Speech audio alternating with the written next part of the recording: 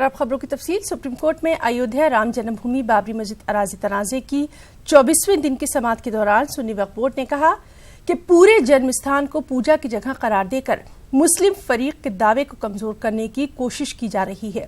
सुन्नी वक्फ board के वकील राजीव धवन ने चीफ जस्टिस रंजन गोगोई की सरबराही वाली आईनी बेंच के सामने अपने दलाइल पेश करते हुए कहा कि पूजा के हक से मुतालिक जो दलाइल पेश किए गए हैं उससे लगता है कि वेटिकन पर सिर्फ ईसाइयों और मक्का पर सिर्फ मुस्लिम हुकूक हैं।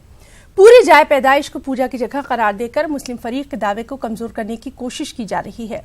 मुस्लिम फरीक ने जन्मस्थान की दरख्वास्त की मुखालफत करते हुए कहा कि जन्मस्थान ज्यूरिस्ट पर पर्सन यानी अदालती शख्स नहीं हो सकती है। राजीव धवन ने कहा कि जब जमीन यानी जन्मस्थान ही देवता हो गई तो फिर कोई दूसरा दावा नहीं कर सकता। इसी वजह से जन्मस्थान को इस मकसद के तहत फरीक बनाया गया है। समाअत के दौरान और क्या कुछ हुआ, इसकी तफसीली जानकारी दी हमारे दिल्ली नुमाइंदे सुशील पांडे ने।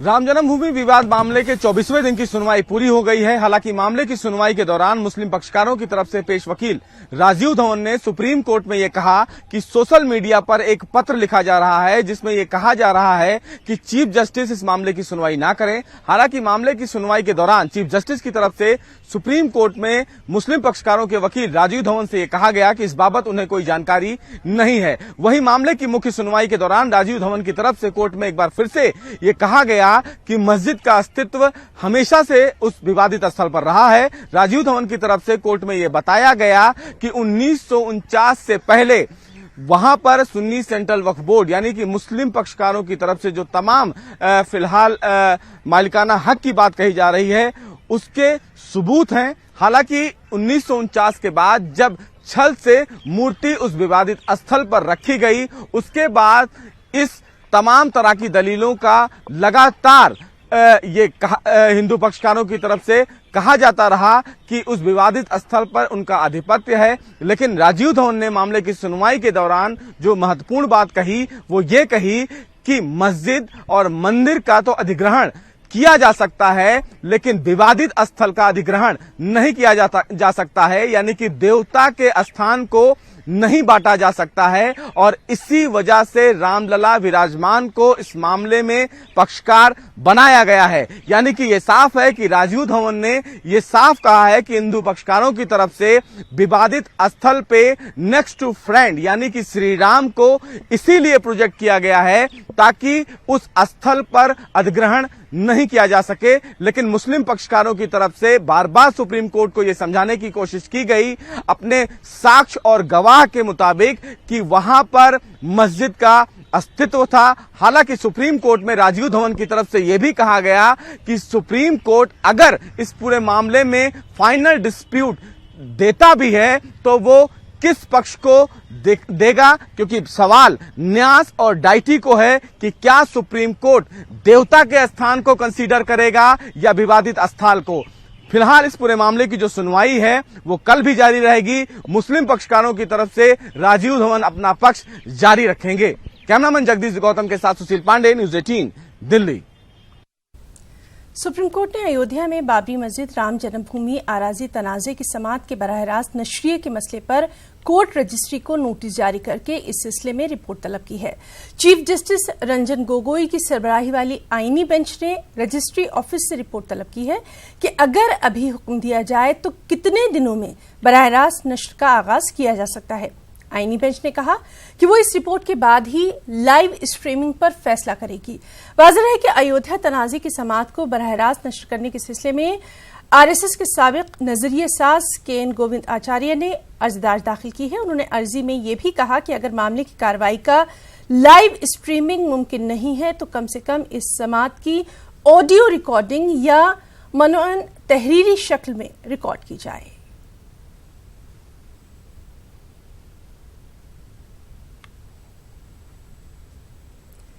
यूपी सुन्नी वक्फ बोर्ड और निर्वाणी अखाड़ा चाहते हैं कि अयोध्या तनाज़े को बातचीत से हल करने की एक और कोशिश की जाए।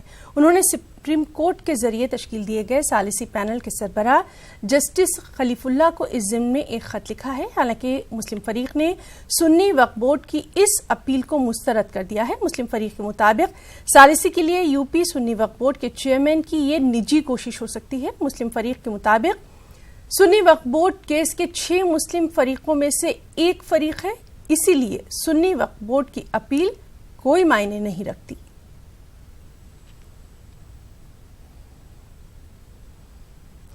यूपी सुन्नी वक्फ बोर्ड और निर्वाणी अखाड़े की अयोध्या तनाज़े को बातचीत से हल करने की अपील को मुस्लिम फरीक के वकील जफरयाब जिलानी मुस्तरद कर चुके हैं। जफरयाब जिलानी के मुताबिक सुप्रीम कोर्ट खुद सालिसी पैनल को रद्द कर चुका है।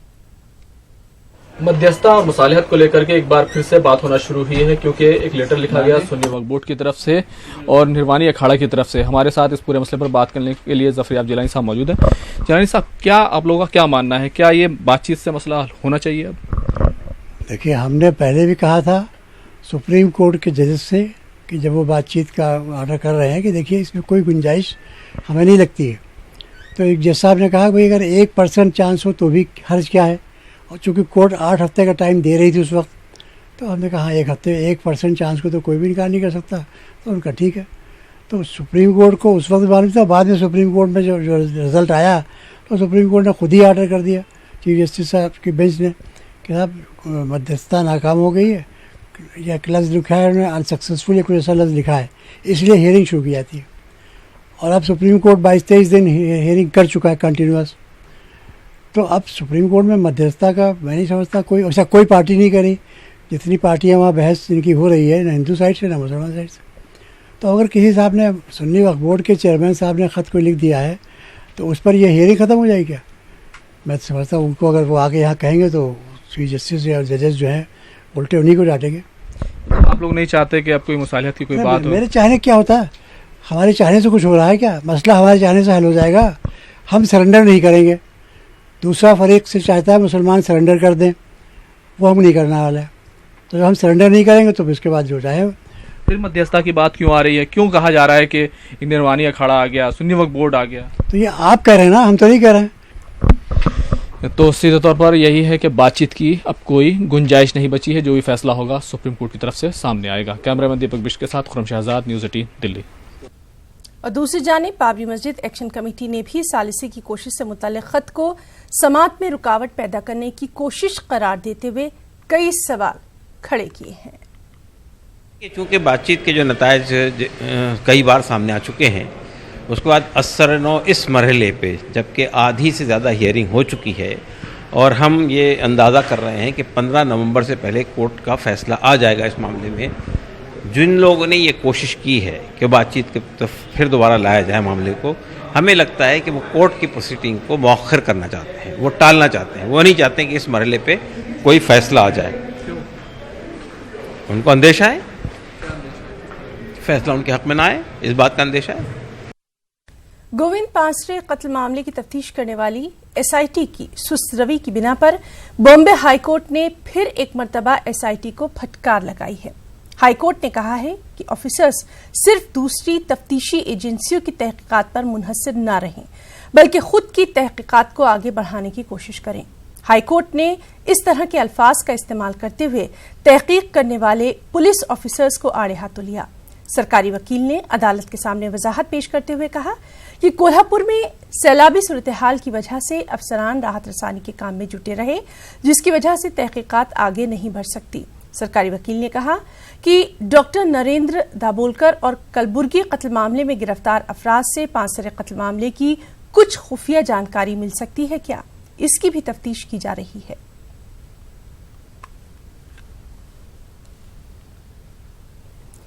तेलंगाना हुकूमत को रियासती हाईकोर्ट से मायूसी का सामना करना पड़ा। तेलंगाना हाईकोर्ट ने सेक्रेटरीट और इरम मंजिल पैलेस के इन्हिदाम पर रोक लगाते हुए हुकूमत को हिदायत दी है कि अदालत के आइंदा अहकामात जारी होने तक दोनों इमारतों का इन्हिदाम न किया जाए।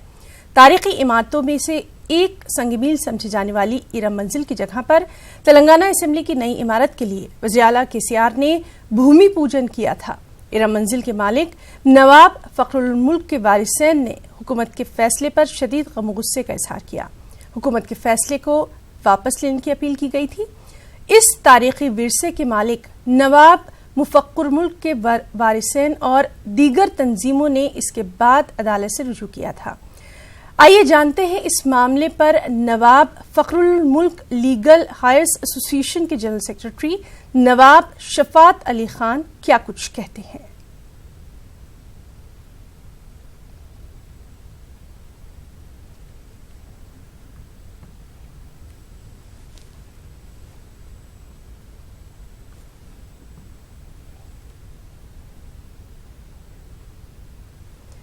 इश्तियाल अंगेज और मुतनाज़ा बयानों के लिए मशहूर कर्नाटक के बीजेपी लीडर ईश्वरप्पा एक बार फिर सुर्खियों में आ गए हैं। ईश्वरप्पा अब रियासती काबीना के वजीर भी हैं। बेंगलुरु में एक इजलास से खिताब के दौरान उन्होंने कहा कि जो मुसलमान वतन परस्त हैं वो बीजेपी को वोट देते हैं, जो पाकिस्तान के साथ हैं, मुल्क के गद्दार हैं, वो बीजेपी को वोट देने के लिए सोचते हैं। ईश्वरप्पा ने मजीद कहा कि उनके असेंबली हल्के में 50,000 से ज्यादा मुसलमान हैं। आज तक उन्होंने किसी मुसलमान के पास जाकर वोट के लिए सलाम नहीं किया। ईश्वरप्पा के इस मुतनाज़ बयान की कांग्रेस लीडर सिद्धरमैया और दीगर ने सख्त मजम्मत की। ನಮ್ಮೂರಲ್ಲಿ ನಮ್ಮ ಜಾತಿ ವೋಟ್ ಇಲ್ಲ 8,000 ಇರಬಹುದು ಕುರುಬರು 50,000 55,000 ಮುಸಲ್ಮಾನ್ ವೋಟ್ ಇದೆ ಒಬ್ಬ ಮುಸಲ್ಮಾನ್ ಹೋಗಿ ಇವತ್ತಿನ ತನಕ ನಮಸ್ಕಾರ ಹೊಡೆದಿಲ್ಲ ಒಂದು ವೋಟ್ ಗೇಟ್ ಇಲ್ಲ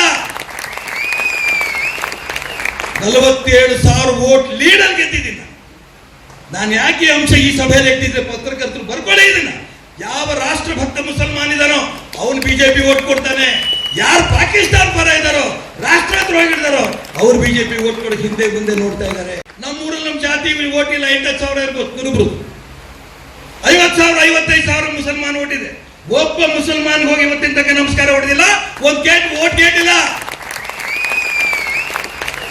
47,000 ವೋಟ್ ಲೀಡರ್ ಗೆದ್ದಿದ್ದೀನಿ ನಾನು ಯಾಕೆ ಅಂಶ ಈ ಸಭೆಯಲ್ಲಿ ಎತ್ತಿದ್ರೆ ಪತ್ರಕರ್ತರು ಬರ್ಕೊಳ್ಳೇ ಇದನ್ನ ಯಾವ ರಾಷ್ಟ್ರಭಕ್ತ ಮುಸಲ್ಮಾನ್ ಇದ್ದಾನೋ ಅವನು ಬಿಜೆಪಿ ವೋಟ್ ಕೊಡ್ತಾನೆ ಯಾರು ಪಾಕಿಸ್ತಾನ ಪರ ಇದ್ದಾರೋ ರಾಷ್ಟ್ರದ್ರೋಹಿಗಳಿದ್ದಾರೋ ಅವರು मध्य प्रदेश में कमलनाथ हुकूमत को इक़्तिदार में आए 9 महीने का वक्त गुजर चुका है, लेकिन अक़लियती इदारों की खस्ताहाली दूर होने का नाम नहीं ले रही।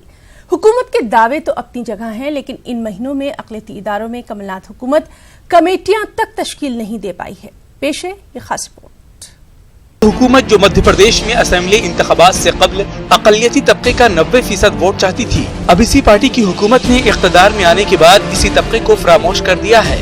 बीजेपी के 15 साल दौरे इक़्तिदार से बेजार मुस्लिम तबके ने कमलनाथ हुकूमत को लाने में बड़ा किरदार तो अदा किया, लेकिन हुकूमत कायम होने के बाद से अब तक अक़लियतों के किसी इदारे की तश्कील नहीं हो सकी। हुकूमत की सुस्त रवि और आदमी तवज्जुही से मुस्लिम तंजीमों के साथ बीजेपी भी कमलनाथ हुकूमत को निशाना बनाने लगी है। कोई कमेटी कहीं नहीं है। मध्य प्रदेश वक्फ बोर्ड अभी तक नहीं बना है। मदरसा बोर्ड मध्य प्रदेश का मदरसा बोर्ड है वो नहीं बना है, जिसकी वजह से बेइंतहा परेशानियों का सामना करना पड़ रहा है। वक्फ बोर्ड के अंदर बेइंतहा परेशानियों का सामना ये करना पड़ रहा है कि बहुत सारे कब्रिस्तान की जगहें हैं जिन पर लोग कब्जे कर रहे हैं और उनका कोई पुरसान हाल नहीं है, कोई कहने वाला सुनने वाला नहीं है। ईदगाहें, मसाजिद की ज़मीनें हैं, बहुत ज़्यादा उसमें परेशानी हो रही है। दूसरे मदरसा बोर्ड का जहाँ तक ताल्लुक़ है तो जो टीचर्स हैं उनको कोई सैलरी नहीं मिल रही है, बच्चे हैं उनके पास निसाब नहीं है, उनकी तालीम का सही इंतज़ाम नहीं है बच्चों के पास में। तो मेरा उनसे निवेदन ये है कमलनाथ जी से कि आप भाजपा को तो बहुत बुरा कहते थे, आपकी 9 महीने की सरकार ने कौन सा अक़लियतों के लिए बेहतरी का काम कर लिया। मध्य प्रदेश में अक़लियतों की फलाह बहबूद के लिए मदरसा बोर्ड, उर्दू अकेडमी, हज कमेटी, वक्फ board, अक़लियती commission, Madhya Pradesh अक़लियती मालियाती corporation जैसे इदारे तो कायम हैं, लेकिन उनमें हज कमेटी को छोड़कर अब तक किसी जगह भी कमेटी नहीं बनाई गई है। मदरसा बोर्ड में तो 3.5 साल से असातिज़ा को तनख्वाह भी नहीं मिली है। मदरसा बोर्ड के जो वो हैं विद्यार्थी, जो बच्चे हैं, उनको भी मध्याह्न भोजन मिले, ये कमलनाथ जी की सरकार ने तय कर दिया है, उनको भी मिलेगा। बहुत से जो मदरसा बोर्ड के जो उलेमा हैं उनको तनख्वाह नहीं मिली, जो वो मिलता है वेतन वो नहीं मिला, तो शीघ्र वो सैंक्शन करें जिससे उन सबको मिल सके और मदरसा बोर्ड में भी अच्छी पढ़ाई हो सके। कमलनाथ हुकूमत के मन में अक़लियतों और अक़लियती इदारों को लेकर चाहे जो भी खाका हो, लेकिन अक़लियती इदारों की खस्ताहाली को लेकर अक़लियतों में जो बेजारी और बेचैनी पैदा हो रही है वो बल्दियाती इंतखाबात में कांग्रेस को जरूर बैकफुट पर लाएगी। न्यूज़ 18 उर्दू के लिए भोपाल से मेहताब आलम की रिपोर्ट। अलीगढ़ रेलवे स्टेशन पर कन्नौज से अलीगढ़ आ रहा एक मुस्लिम खानदान हुजूमी तशद्दुद का शिकार हो गया, जहां शरपसंदों ने ज़दकूब करते हुए उन्हें जख्मी कर दिया। जख्मियों का इलाज जवाहरलाल नेहरू मेडिकल कॉलेज में चल रहा है। तफसीलात के मुताबिक कन्नौज के रहने वाले शाहीन नामी शख्स 5 अहलखाना के साथ अपनी बेटी के इलाज के सिलसिले में मऊ आनंद विहार एक्सप्रेस से सफर कर रहे थे। जैसे ही ट्रेन अलीगढ़ रेलवे स्टेशन के प्लेटफॉर्म नंबर 7 पर पहुंची तो सभी लोग कोच से नीचे उतर गए और तभी 20 से 25 शरपसंदों ने, जिनके गले में भगवा रुमाल पड़े हुए थे, शाहीन और उसके भाई तौफीक की बुरी तरह पिटाई कर दी, जिससे वो शदीद जख्मी हो गए। ज़दकूब करने वाले सभी लोग वहां से फरार हो गए। मुतासरा अफराद को मेडिकल कॉलेज में दाखिल करवाया गया, जिनमें शाहीन, तौफीक के अलावा 3 खवातीन भी शामिल हैं। मुतासरीन की तहरीर पर नामालूम अफराद के खिलाफ मुकदमा दर्ज कर लिया गया है। और अलीगढ़ स्टेशन पर हुए हुजूमी तशद्दुद की खबर जैसे ही AMU तलबा और MIM के लीडरों को हुई तो वो भी स्टेशन और फिर मेडिकल पहुंचे और वहां कसूरवारों के खिलाफ सख्त कार्रवाई का मुतालबा किया गया।